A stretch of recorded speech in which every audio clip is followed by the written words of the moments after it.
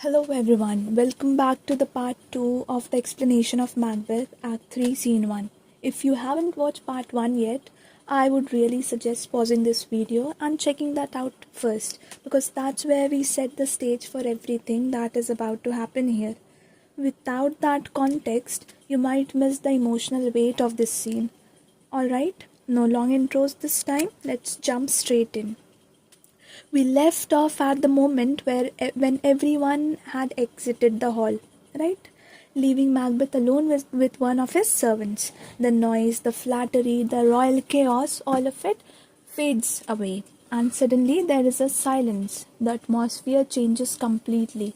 The grand castle that looked so powerful a minute ago now feels eerie, heavy, silent, right? And in that silence, Macbeth's marks starts to slip. He's no longer the confident kingly figure. He is a man standing alone face to face with his own thoughts. Now remember what we discussed in part 1. What happened every time a character in a drama, in a tragedy, is left all alone on the stage? Exactly, a soliloquy. Okay, but hold on. Before Macbeth bears his soul to us, there is a small but important moment with the servant. It is like the final flicker of his kingly act before he drops it completely. Let's take a look at that first. Okay? What he says here is, he says to his servant, "Sirrah, a word with you. Attend those men our pleasure." See, Macbeth's tone here is cold, formal, and authoritative. It's chillingly efficient and shows how much Macbeth has changed from the Macbeth that was introduced in Act 1, Scene 3. Okay? Sirrah is a term you use for someone of a much lower social rank. It is a bit dismissive, okay, and shows he's in full command. Okay? He is a very detached figure here. He's almost bureaucratically saying, are those hired killers I ordered waiting for me? He uses the royal we. Attend those men our pleasure. He isn't a man asking about a murder. He's a king asking if his orders are ready to be carried out. Okay, this shows a new side of Macbeth. He is no longer wrestling with his conscience as he used to do earlier in the play. He is now decisive, in control, and managing a murder plot with chilling professionalism. Okay, and then there is the servant. He says that they are my lord without the palace gate. Okay, the servant's reply is giving us a key detail, that the murderers are waiting without the palace gate, outside the palace gate, and this becomes hugely symbolic. Okay, they are not allowed inside the clean formal world of the court.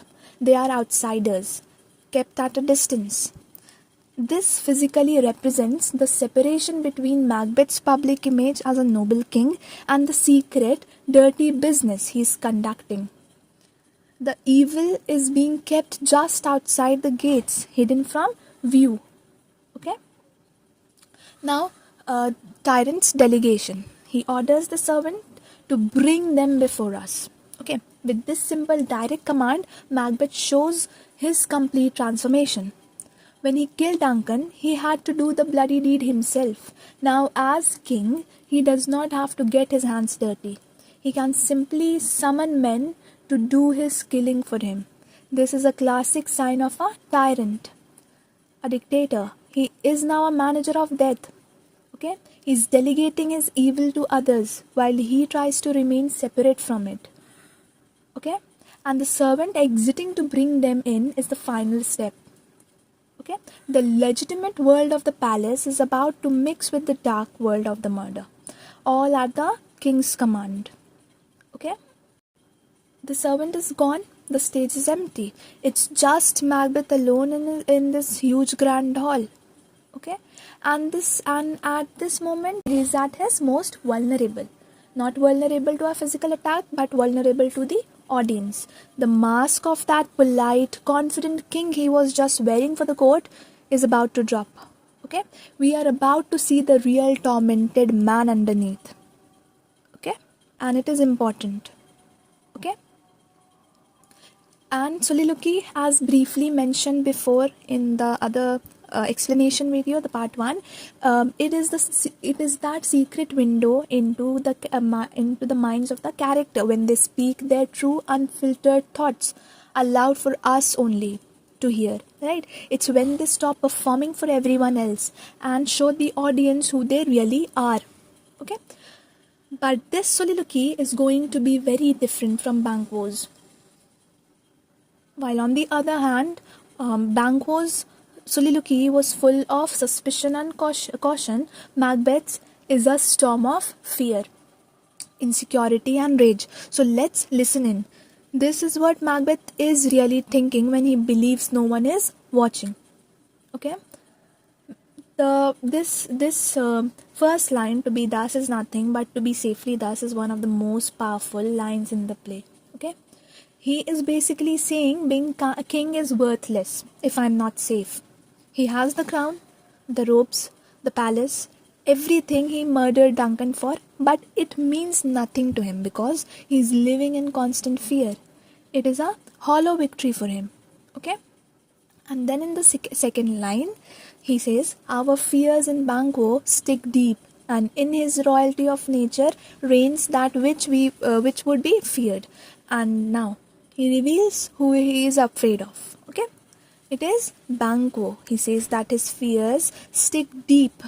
It is not just a small worry. It is a fear that has grown roots deep inside him. And why? Because of Banquo's royalty of nature. Now that is a key phrase here. He is not talking about a royal bloodline. Okay? He is talking about Banquo's character. Okay? Banquo is noble, wise, and honorable. He has the qualities of a true king, and Macbeth knows it. Banquo is a constant walking reminder of the kind of good king that Macbeth is not, and that makes him incredibly threatening. Okay? The killer combination, Banquo has that killer combination. He's brave, he's smart. Okay?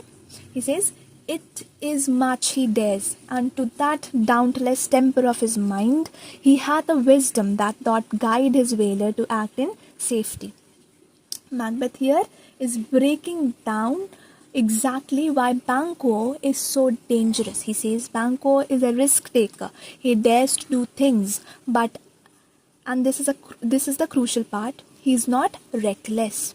He has a wisdom that doth guide his valour. Think about that. It is a killer combination. Banquo is brave, but he is also smart and careful. He is not an enemy you can easily trick or provoke. Macbeth's fear this because he knows Banquo is a strategic thinker who won't act rashly, but will wait for the right moment. He is a calculated threat. Okay, and this is the admission of his inferiority. Okay, he says, and there is none but he whose being I do fear, and under him my genius is rebuked, as it is said Mark Antony's was by Caesar.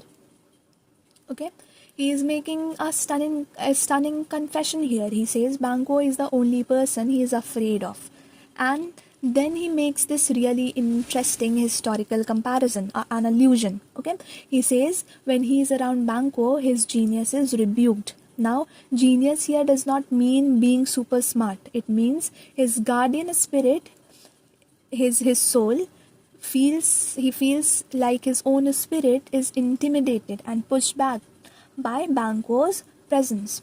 Okay. And the comparison is to Mark Antony and Octavius Caesar. Okay, the story goes that Antony was this great general of the Rome. Okay, but whenever he was around young Octavius Caesar, his luck just ran out. He felt smaller, less capable. Macbeth is essentially saying that is exactly how I feel around Banquo. It is a shocking admission of deep inferiority. Okay, the man who is now King of Scotland feels like he is less of a man whenever his friend is in the room. Okay, and then he says He chid the sisters when first they put the name of king upon me, and bade them speak to him. Then prophet-like they hailed him father to a line of kings. This is the part of the speech where Macbeth's fear turns into a burning sense of injustice. Okay, he feels like he has been cheated by fate. Okay, he just admitted that he feels small and weak next to Banquo. Now he digs into the real source of his fear. What is it?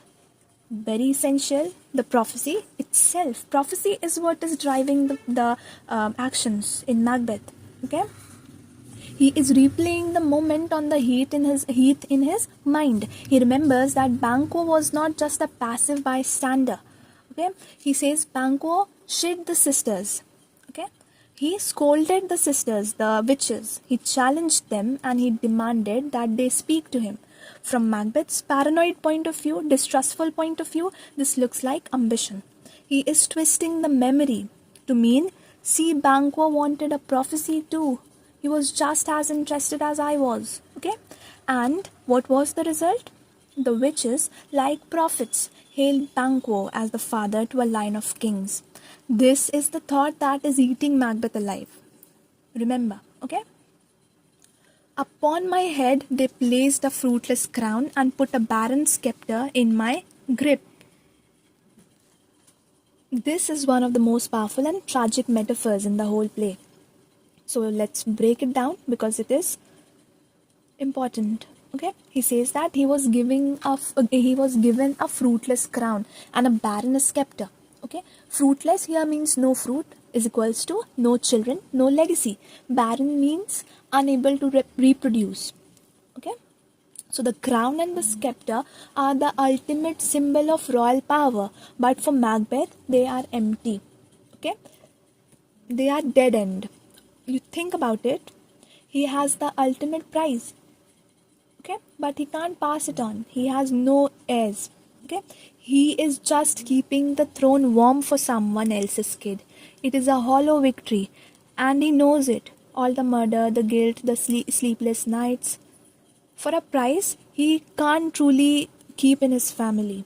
Okay, thence to be wrenched with an unlineal hand, no son of mine succeeding. Okay, and it gets even worse for him. He says his power will be wrenched with an unlineal hand. Wrenched is such a violent word. This is not going to be a peaceful retirement. Okay, he knows his crown and his scepters will be ripped away from him or his family line. And by whom? An unlineal hand. Someone who is not his direct heir, not in his bloodline. Okay, and he ends with the simple, painful, infuriating truth that is driving his paranoia. No son of mine succeeding. All this horror, all this sin, and for what? For a temporary title? He feels like he has done all the dirty work only for Banquo's family to get the real lasting reward, and that sense of cosmic injustice is about to push him over the edge. Okay? He says, if it be so, for Banquo's issue, have I filed my mind, for them the gracious Duncan have I murdered, put rancors in the vessels of my peace, only for them. Okay? So Macbeth is now doing a kind of horrific accounting in his head. It is a kind of an introspection. Okay, he is listing everything he has sacrificed. He says, if this prophecy is true, then for Banquo's children I have filed my mind. Okay, filed means to dirty, to make something corrupt. Okay, and for them I murdered the gracious Duncan. I have put rancors, bitter poisons of hatred and guilt into the vessels of my peace. Vessel of his peace, his soul. He is realizing with horror that he has poisoned his own mind and soul, not for his own lasting benefit, but for someone else's family. He did all the dirty work, and Banquo's kids get to reap the reward. He feels like a fool. He is being cheated by destiny. Like he is being cheated by destiny itself. Okay, and now there is this irony that we missed. See how I marked this, gracious Duncan. Okay, now let's pause on that phrase, gracious Duncan. This is an epithet.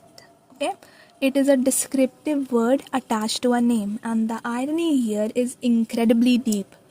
By calling his victim gracious, Macbeth is admitting that Duncan was a good, noble, and virtuous king.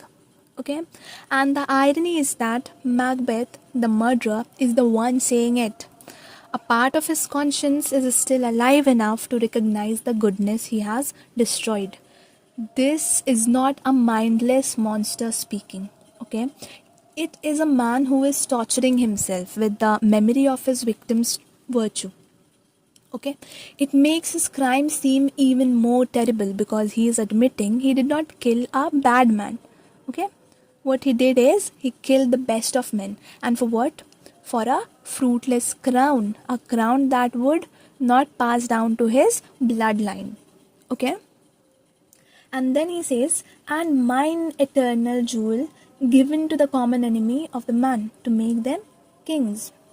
Okay, here this line, mark this line, and as I have mentioned, Macbeth has fallen into nihilism. We will discuss about it. Okay, what he means here is that he has paid an ultimate price for gaining what feels hollow at this point. His eternal jewel means his soul, the most precious part of him that lives forever. Right? Soul is immortal.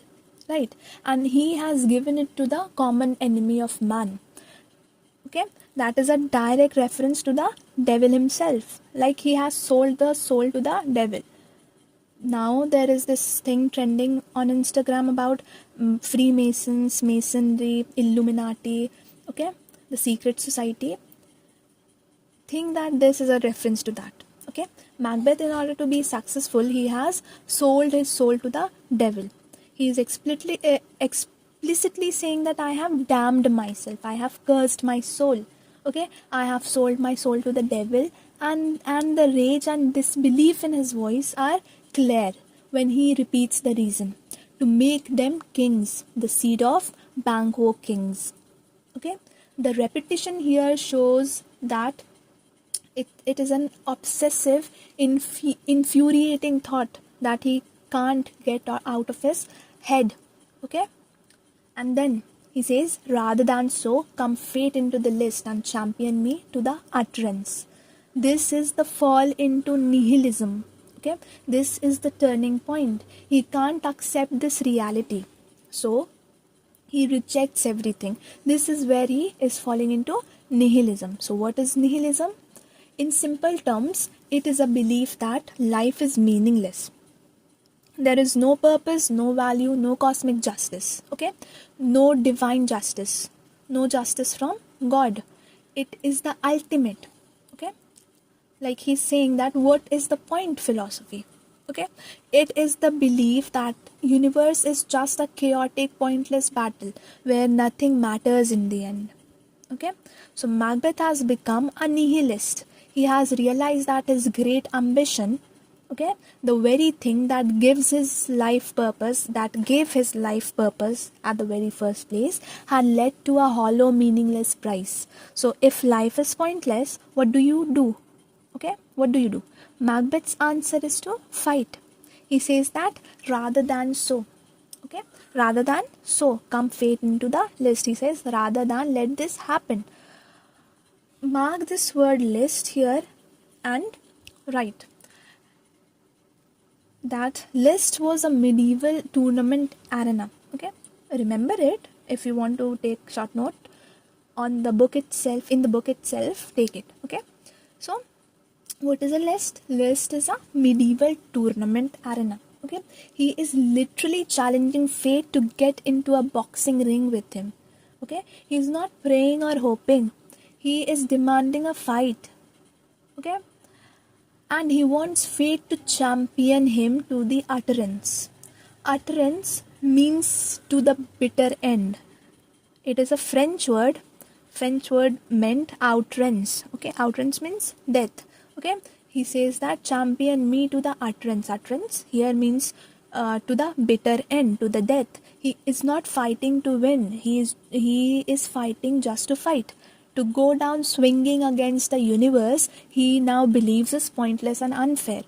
If this suffering has no meaning, then he will embrace the violence and chaos until there is nothing left. It's an incredibly bleak and aggressive worldview to have. Okay, and there is that final pathetic whimper. He says, "Who's there?" Okay, he just a moment before he was epic, right? He was universe defying. Okay, he was putting on a universe defying challenge. But his very next line, a startled paranoid whisper, "Who is there?" Okay, and this is a pure genius from Shakespeare. It shows us that his grand nihilistic courage is just a performance. Okay, just like everything else, it is a mask. Underneath all that rage is a terrified, jumpy, insecure man who is scared of his own shadow. His defiance is just a desperate reaction to his own unbearable fear. Okay, and before moving on, let's see what tragic flaws have been revealed in this scene.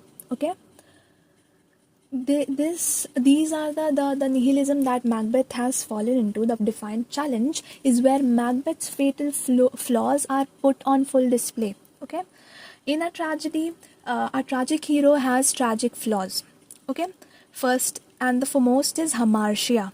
Okay, hamartia is the fatal flaw. Macbeth's primary hamartia is his vaulting ambition. Okay, it was this flaw that led him to kill Duncan. Okay, now that flaw has evolved. His hamartia is now an inability to accept the consequences of his actions. He cannot stand the thought of his power not being absolute and eternal. Okay, and there is hubris. Okay, the second one is hubris, the excessive pride. The line "come fate into the list" is the ultimate expression of hubris. Okay, hubris is arrogant, excessive pride, especially in defiance of the gods or the fate.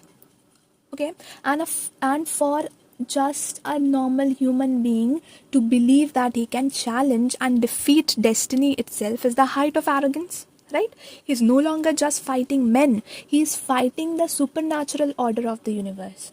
This hubris, born from his ambition, is what guarantees his downfall. He is choosing to fight an unwinnable war rather than accept the limits of his power. Okay? Now, the servant enters along with the two murderers. Okay? And on the surface, Macbeth is simply dismissing his servant to have a private conversation with the two men who have just entered. Right? He tells the servant to go stand by the door and wait to be called. Okay? It is a standard command from a master to his subordinate. Now go to the door and stay there till we call. Okay? Again, the use of royal we. Servant exits. Okay? And beneath this simple command lies a series of calculated tyrannical actions. Okay? By sending the servant away, Macbeth is deliberately clearing the room of any innocent witnesses. Okay? The servant represents the legitimate everyday world of the court. Macbeth needs him out of the way to create a sealed and secret space where he can conspire with criminals. Okay? And the servant serves as an unwitting guard. This is a very, very brilliant move. Okay, by placing the servant at the door, Macbeth is turning him into an unwitting lookout. Okay, the servant's job is now to stay there, effectively guarding the meeting and preventing anyone from accidentally walking in. Okay, he has turned an innocent man into a tool for his murder plot. Okay, the servant, even without the servant even knowing it. He does not know what is happening. And the command is sharp, absolute, and leaves no room for questions. Okay, go stay there till we call. This shows Macbeth's complete command of his environment. He is moving people around like chess pieces to get the stage for his crime. Okay, and Macbeth's state of mind is now one of cold, methodical control. He has completely suppressed the raging, paranoid man from the soliloquy and has become a ruthlessly efficient manager. Okay, his need for absolute privacy shows his deep-seated paranoia and his new reliance on secrecy. Okay, he is operating like a master criminal, ensuring the scene is secure before he discusses the detail of the attack.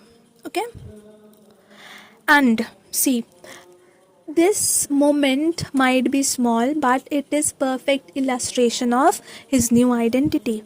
This is how tyranny works. Okay, a tyrant isolates himself. A cruel ruler, a dictator, isolates himself, demands unquestioning obedience. Okay, and corrupts the innocent by using them as tool to further his own dark agenda. Okay, the servant is the first citizen to be unknowingly co-opted into Macbeth's criminal plot, okay, regime. Okay, and this is where the play solidifies his evolution. He is no longer a conspirator who has to sneak around. He is now the king, using the very authority of his office to command privacy for an act of treason. Right? He is weaponizing his power, and this command to the servant is the first shot fired in his new tyrannical war on anyone who threatens him. Okay? And then he reminds the murderers that, was it not yesterday we spoke together? Okay, this is a psychological manipulation starting of a psychological manipulation. Okay, on the surface, Macbeth is simply following up on a previous conversation. He asks the murderer if they have considered what he has told them yesterday. Okay, he then reminds them of his main point, that he proved to them that Banquo was the secret cause of all their past misfortunes and suffering, right? Which they had mistakenly blamed on Macbeth himself. He claims his evidence was so clear that even a madman would have to conclude Banquo did it. Okay? And beneath this simple reminder, Macbeth is deploying a series of calculated, cruel, and highly effective manipulation techniques. Okay? He isn't just giving an order, he is reprogramming the murderer's entire reality. Okay? Macbeth says, well then now have you considered of my speeches? Know that it was he, in the times past, which held so under fortune, which you thought had been our innocent self. This I made good to you in our last conference, passed in probation with you. How you were born in hand, how cross the instrument who wrought with them, and all things else that might, to half a soul and to a notion crazed, say, thus did Banquo. Okay, the first move is to present himself as a fellow victim. He is using the technique that he is using here is gaslighting and false victimhood. Okay, when he says that Banquo held them down, which you thought had been our innocent self, he is using a classic gaslighting technique. Okay, he's actively making them doubt their own memories and perceptions. Okay, he is saying that you remember how you thought I was the one causing your problems. Okay, but what is it? Your memory is wrong. The truth is I was innocent, just like you, and Banquo was the secret villain all along. This cruel trick erases his own culpability. Okay, and creates a false sense of camaraderie. Okay, false sense of friendship, false sense of belonging, and it makes them feel they share a common enemy. Okay, and Macbeth is using illusion of a fair trial. Okay, Macbeth carefully uses legal and formal language to make his lies sound official and legitimate. Okay, our last conference, he's using some heavy formal words. It is the last conference feels like a formal meeting. It sounds like a formal meeting, not a secret conspiracy. Okay, passed in probation with you. Okay, probation means proof or evidence.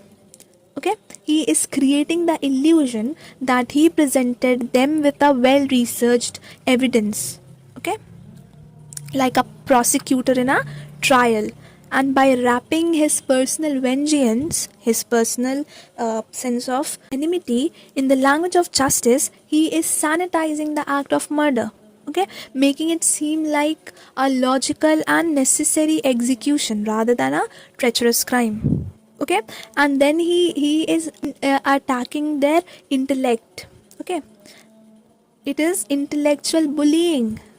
The third technique Macbeth is using is intellectual bullying. Macbeth attacks their intelligence to make them easier to control. When he says his proof was so obvious that even half a soul to a notion crazed. Okay? This simply means that a half-wit or a madman would see Banquo's guilt. Okay? And in doing so, what he is achieving, he is setting a psychological trap. Okay, he is essentially saying that if you don't agree with me, you must be less intelligent than a crazy person. See how derogatory it is. Okay, so this is a powerful way to shut down any potential dissent, any potential disagreement. He is making them feel mentally small. Okay, and he is rejecting any disagreement. Okay, suggesting that questioning him is a sign of madness. Okay, and there is this fourth technique that he is using is vague conspiracy theories. Okay, notice how he mentions the instrument who wrought with them, but he's not giving any specifics. Okay, this is intentional, this is deliberate. Okay, by hinting at a vague network of unnamed people and secret tools that Banquo used against them, he is creating a shadowy conspiracy. Okay, a vague hidden enemy is always more terrifying than a known one. Okay, this stokes the murderer's paranoia. Okay, and makes Banquo seem like a powerful, dangerous mastermind, making his murder feel like a self-defense. Okay, Macbeth is in a state of meticulous control, right? See how carefully he is planning and plotting. He is using the Machiavellian technique to subdue them. Okay, I mentioned earlier about Machiavellianism. Yep. Okay, so it is a terrifying turning point. Okay, this is the moment Macbeth moves beyond the mere murderer to becoming a true tyrant. A tyrant rules just not by force but by psychological domination. He corrupts language, rewrites history, and he colonizes the mind of his subjects. Okay, and this scene is the starting, is the example exactly for how oppressive power works. Okay, and Macbeth is, you remember the speech of the witches, the one of the most important lines of the witches: fair is foul and foul is fair. So Macbeth is now living the witches' philosophy. He's taking something foul, that is a murder plot, and making it appear fair. Okay, what is it? What is he making fair? A murder plot. Okay, he is justifying that execution. Okay, he is using language not to reveal truth but to create a deceptive reality, proving he is now fully in league with the forces of darkness. Okay, the murderer says, you made it known to us. Okay, murderers agree that yes, you told us about it. Okay, and then he says, I did so and went further, which is now our point of second meeting. Do you find your patience so predominant in your nature that you can let this go? Are you so gospel to pray for this good man and for his issue, whose heavy hands hath bowed you to the grave and beggared yours forever? Okay, so what is he doing is, he is asking them proactive questions. Okay, on the surface, Macbeth is asking the murderers a series of provocative questions. Okay, he says, I have already proven to you who your enemy is, and now the real question is, what are you going to do about it? And then he says, are you so patient, okay, and forgiving, gospel, that you are going to let it go? Are you actually going to pray for this good man, Banquo, the very person whose heavy hand has ruined your life and made your families beggars forever? Okay? He is using a direct challenge that is designed to provoke anger and desire for revenge. Okay? He is employing a sophisticated, cruel strategy to rewrite their sense of self and put them into his evil plan. Okay? And he is twisting their virtues into weaknesses. Macbeth is taking the noble qualities, patience and forgiveness. Okay? They are noble qualities. They are qualities of a good man. And what he is doing is he is framing them as weaknesses. He is mocking their potential morality. And in the dark world he is creating, to forgive your enemy is to be a fool. Okay? So he is corrupting their moral language. Okay? It is a key tactic of tyranny. Okay? Of a cruel ruler. They imbue hatred into your mind to control you. Okay? And he is using sarcasm as a weapon. Okay? The phrase, this good man, he has talked a great deal about Banquo just now, and now he is terming him as good man. So this is dripping with sarcastic contempt. He is sneering at Banquo's noble reputation. Okay? He is trying to make it sound like a lie. Okay? This plants the idea that Banquo's public goodness is just a mask for a secret evil. Okay? And that is reflecting Macbeth's own hypocrisy. Okay? And he is grafting paranoia onto resentment. Okay? And at this point, Macbeth has become a master of emotional manipulation. He knows these men are already broken. Okay? And they are already resentful of their lowly status. Okay? He takes this existing pain and gives it a target. Okay? And the powerful imagery of Banquo's heavy hand that bowed you to the grave and beggared yours forever is designed to infuriate them, to stoke their rage, okay, to make them more angry. He is grafting his own personal paranoid agenda onto their legitimate feelings of social injustice. Okay? Macbeth is a tyrant with the self-delusions, right? His repeated, almost obsessive need to convince these men of Banquo's guilt hints that he is also desperately trying to convince himself. Okay? Macbeth cannot survive if he fully faces the weight of his crimes. Okay? He needs to believe that Banquo is a villain. Because if Banquo is a good man, then Macbeth is a monster. So he is building a crumbling illusion of being just. Okay, by projecting his own evil onto someone else. Okay, this is his evolution into a tyrant who rules by psychological colonization. Okay, he does not just persuade, he rewrites their reality and sense of self, recruiting them as extensions of his own will. Okay. And then the first murderer says, "We are men, my liege." Okay, and this is arguably the most brilliant and chilling piece of manipulation in the scene. Okay, refer to the part 1 where I have explained the Machiavellianism. Okay, how Macbeth has become a Machiavellian character.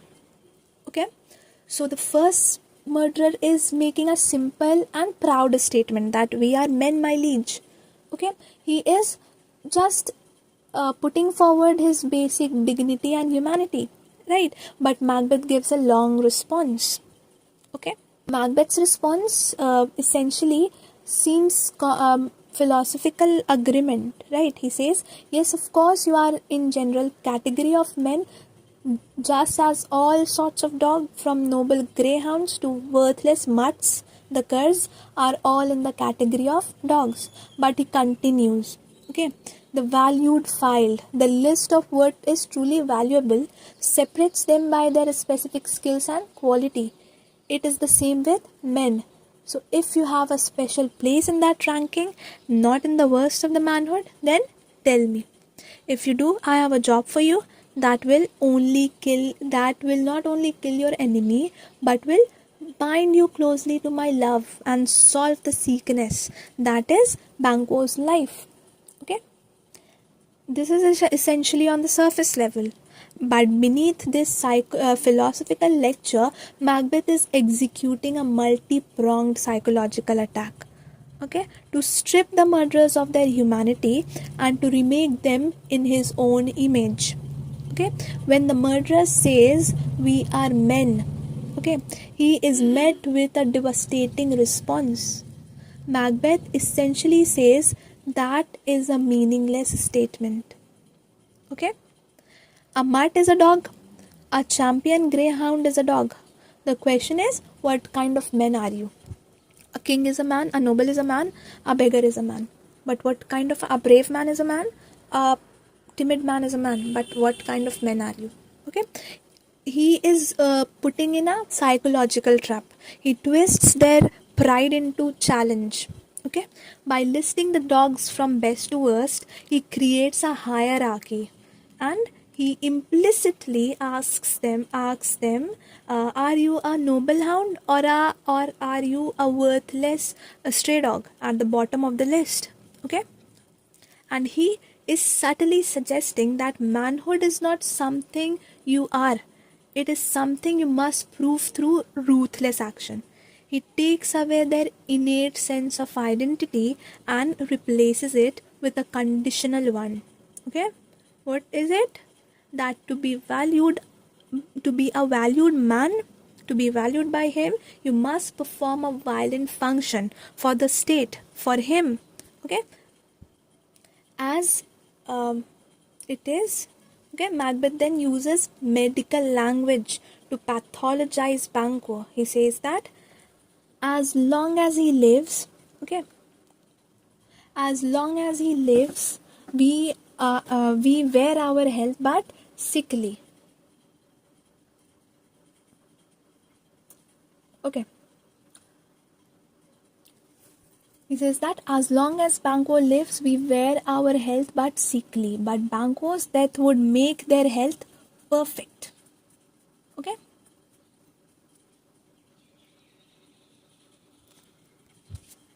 Okay. So, he is justifying murder as a cure. This is a powerful rhetorical trick. He is framing Banquo not as a person but as a disease, a contamination that must be removed for the good of their collective health. Okay?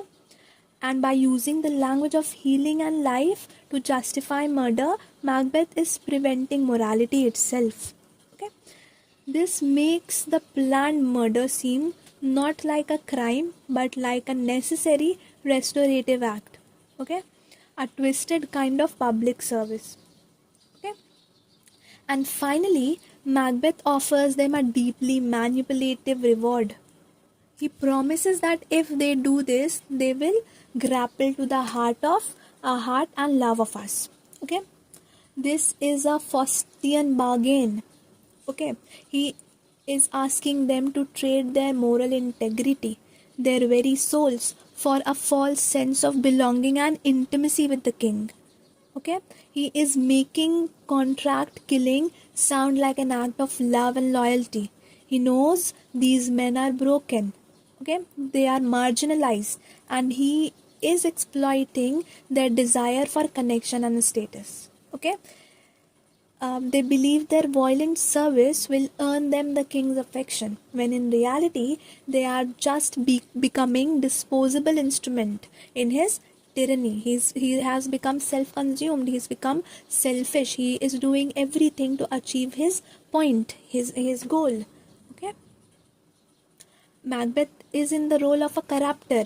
Okay, his worldview is deeply cynical. He sees people not as individuals but as assets to be ranked, categorized and used based on their function. And he has moved beyond committing evil himself, and he is now manufacturing evil in others. Okay? And then second murderer says, I am one my liege whom the wild blows and buffet of the world hath so incensed that I am reckless what I do, spite the world. Okay? So this is where Macbeth's manipulation has paid off. He finds in these men a despair that mirrors his own. Okay? He has skillfully used it to seal this deadly pact. Okay? So, we are hearing the motivation, the josh of these two desperate men. The murderer, both the murderers says that they have been so beaten down by life that the second murderer essentially is saying that he has been so beaten down by life that he is angry and reckless enough to do anything. And the first murderer says that he is so tired of his disastrous life that he is willing to gamble it all. Okay, one last chance to either fix it or die. And Macbeth then seeks and receives their confirmation. They both agree that Banquo was the cause of their misery. Okay, both of you know Banquo was your enemy. Okay, beneath this, what is happening is Shakespeare is showing us a chilling psychological process of how a tyrant finds and weaponizes the broken. Okay. So, this man is not motivated by money, but by pure nihilistic rage. Okay? He feels abandoned and brutalized by society and now wants to lash out and spite the world. Okay? This rings a bell. What is happening here? It is a hint. Okay? As it is a mirror to the king. Okay? This is a direct parallel to Macbeth himself. The murderer's desire to spite the world is a street-level version of Macbeth's grand philosophical challenge to come fate into the list. Okay, both men feel that cosmic order has wronged them, that fate, the god has wronged them. Both have embraced the violent, meaningless rebellion. Sorry, my voice is cracking. Okay. They are bound by a shared sense of nihilistic suffering. Okay? And they have this desperation of a gambler to risk it all to gain. Okay? Something. This first murderer is motivated by utter desperation. His life is so miserable that he sees this murder plot as a final desperate gamble. Okay? He's willing to risk his own life because the alternative, that is continuing his current existence, is unbearable. Okay, death is an acceptable outcome, and Macbeth is using this despair and nihilism as the perfect recruitment tool. These are not men who need much convincing. They have already given up on the world's morality. Okay, they feel betrayed and have nothing left to lose. And Macbeth's genius is that he does not have to create their darkness. Okay, he simply gives their existing rage and despair a target, that is Banquo. He becomes a punching bag for their rage. Okay, and he is giving the final confirmation that both of you know Banquo was your enemy. Okay, and both the murderers in unison say that true, my lord. Okay. This is not a question anymore. It is a final act of brainwashing. Okay, he is cementing his lie as their shared undeniable truth. Right? He needs to hear them say it to seal the pact. Okay, their simple unified response, "True, my lord," is terrifying. It signals the completion of their psychological colonization. Okay, their individual wills are now gone. They have been subsumed by Macbeth's. Okay, they have accepted his version of reality. Okay, their despair have been successfully weaponized, and they are no longer just desperate men. They are now instruments of the king's will. Okay, and then Macbeth explains to the murderers why he, the king, needs them to kill Banquo. Okay, he says, so he is mine, and in such bloody distance that every minute of his being thrusts against my nearest of life. And though I could with barefaced power sweep him from my sight and bid my will avouch it, yet I must not, for certain friends that are both his and mine, whose loves I may not drop, but wail his fall, who I myself struck down. And thence it is. You are seeing it in the screens, okay? See, Macbeth here is explaining to the murderers why he being the king needs them to kill Banquo. He says that Banquo is his enemy too, so much so that every moment he is alive, okay, he feels like a direct threat to Macbeth's life. Okay, although he says that he does not have the absolute power to kill him openly. Okay, he can't, because he has although he has the absolute power to kill him openly, he can't, because they share, Banquo and Macbeth both share important friends whose loyalty Macbeth could not afford to lose. Okay, and he says that he has to be able to publicly mourn his death, even though he will be the one who ordered it. And he then says that that is why the murderer's secret help is needed to hide this whole business from the public eyes for many important reasons. Okay, weighty sundry reasons. Okay, sundry weighty reasons. And beneath this practical explanation, if we see, Macbeth is revealing the true paranoid and fragile nature of his power. Okay. He says, so is he mine? These two lines here is a powerful and intimate description of his paranoia. Okay, the metaphor, the bloody distance, suggests they are like two duelists. Okay, always close enough to strike and kill. The threat is not distant; it is right next to him. Okay, and the image of Banquo's existence as a knife thrusting against his vital organs, my nearest of life, the vital organs, conveys a sense of constant, unbearable, and deeply personal torment. Okay, and he says that he has the absolute power, barefaced power, to simply make Banquo disappear. He sees his authority as a force that can sweep people away like dust. Okay, yet he must not. Okay, this is a stunning admission of his political weakness. For his barefaced power, he is not secure.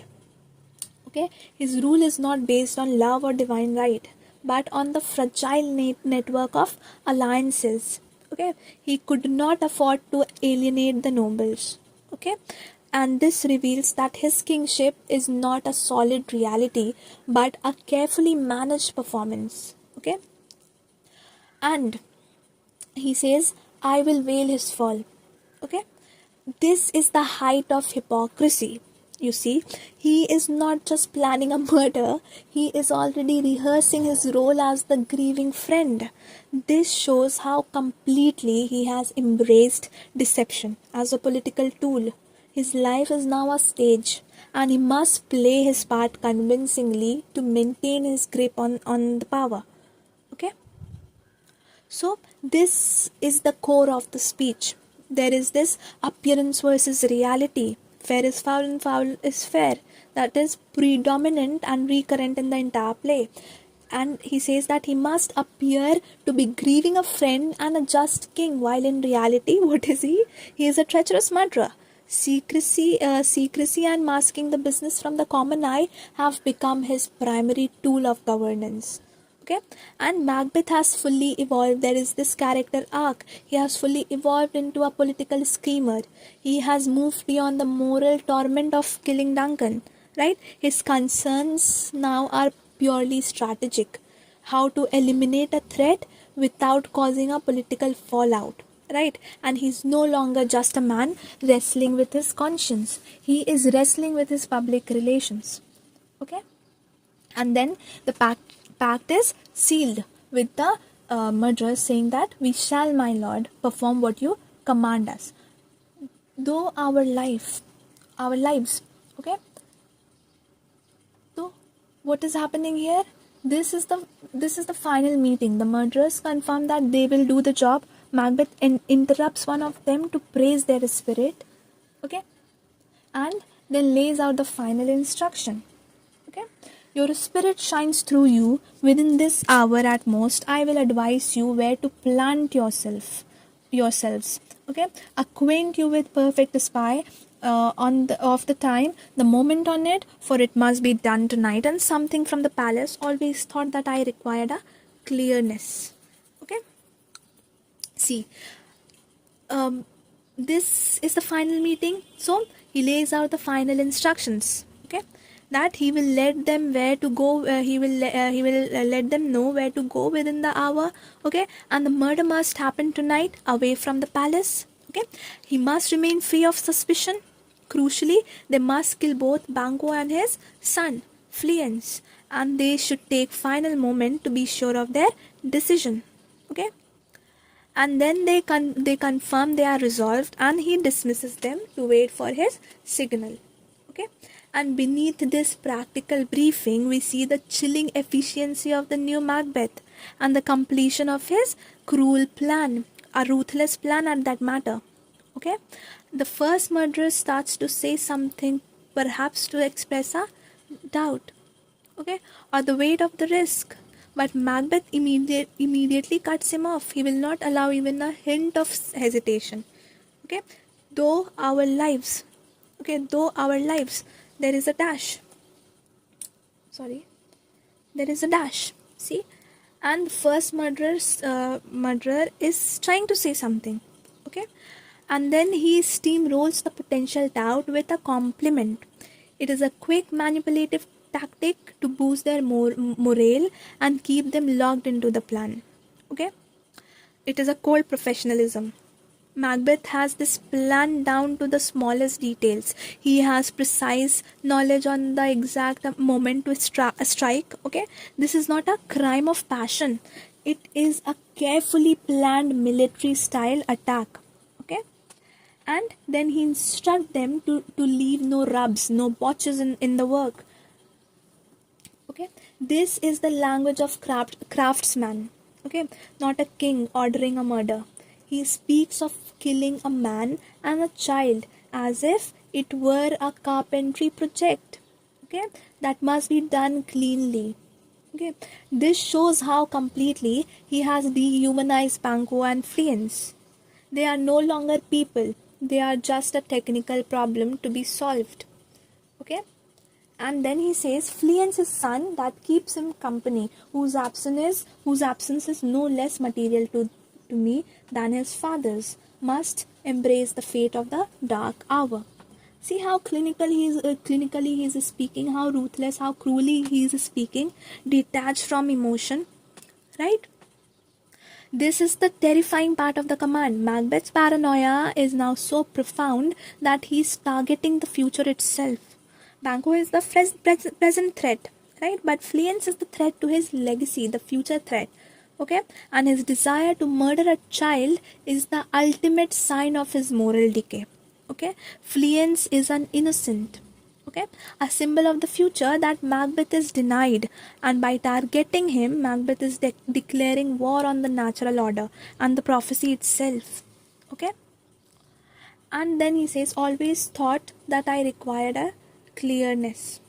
Okay, this is the center of his political reality. Okay, his power is a performance. He cannot rule with bare-faced power because his kingship is built on a lie. Okay, he must appear innocent. Secrecy is not just a strategy, it is the foundation of his corrupt theatrical reign. Okay, and then resolve yourself apart, I will come to you anon. Okay, he says, okay, you should resolve, you should make it happen. Okay, resolve yourself apart and I will come to you soon. And then murderers agree, saying that they are resolved. And then he says, I will call upon you straight, abide within. Okay, and then he says, he has become a self-sufficient monster who no longer needs his wife prompting, right? This is the end point of his transformation. He began the scene as a king performing for his court. He revealed his deep-seated fears and passionate soliloquy, and then he became a manipulative employer. Okay? And now he is the efficient architect of a double murder. He has become a sufficient monster who no longer needs his wife's prompting. He is driven by his own strategic fears, okay? And the murderer's final line that they are resolved, okay, signifies that his now Macbeths, okay? They are no longer men, they are the extension of his tyranny, okay? And the last two couplets after the murderer's exit are very chilling, okay? They are the chilling seal on the entire scene, okay? See, on the surface, Macbeth is stating a final simple fact. He says that it is decided tonight. Banquo's soul will discover its ultimate fate. It is concluded, Banquo, thy soul's flight, if it find heaven, must find it out tonight. Okay, he's confirming that plan is logged in and Banquo's life will end before the night is over. But to look into it with a critical lens, it is a terrifying portrait of what Macbeth has become. Okay, and it is painful to see such a noble man to stoop down to such a level. Okay, the evil here is not passionate or grand. Okay, it is a cold, systematic, bureaucratic way of processing all this. Okay, this is not a language of a murderer. It is the language of a bureaucrat. He is working as a murder. He is thinking of murder as a paperwork. Okay, he does not say that he must die or something filled with rage. He uses a phrase that sounds like a business meeting has ended or a contract has been signed. Right? He has reduced the treacherous murder of his best friend to a simple agenda. Okay? That has been finalized and checked off a list. Okay? And this has the ritual damnation. Shakespeare is ending the scene with a rhyming couplet. Okay? Flight and tonight rhymes. Okay? This is a very deliberate choice. The rhyme gives the line a ritualistic, almost spell-like quality. Right? It is as if he is not just ordering killing, but sealing a dark contract with fate. The neatness of the rhyme contrasts horribly with the messy, violent act it describes. Okay? And if it finds heaven is perhaps the most arrogant and chilling phrase in the scene.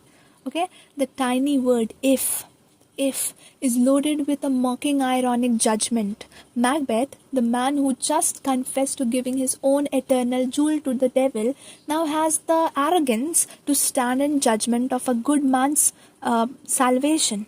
Okay, it reveals a cruel person who believes he has the right not only to control life and death on earth, but to casually speculate on the eternal fate of others. Okay? And this is the blueprint of how oppressive power works. Okay? And it works by dehumanizing followers. Okay? Pathologizing enemies and exploiting despair. And the performance of innocence. Okay? Murderers' transformation is complete. Their insistence that we are men has been hollowed out. They are no longer individuals. They are instrument to Macbeth's will. Okay? And the final form. Okay? Macbeth's final form in this scene has become the architect world built on deception. His tyranny is thriving on brutal force alone, but not on his ability to colonize the mind of those beneath him. Okay? With the chilling simple word it is concluded, he signs off on his work and exits. Okay? He has become a master of cold, efficient evil. Okay? See, what is happening here is Macbeth has sealed the fate of Banquo. Okay? Now, that is it for today. I hope you enjoyed learning with me and Macbeth feels a little less scary now.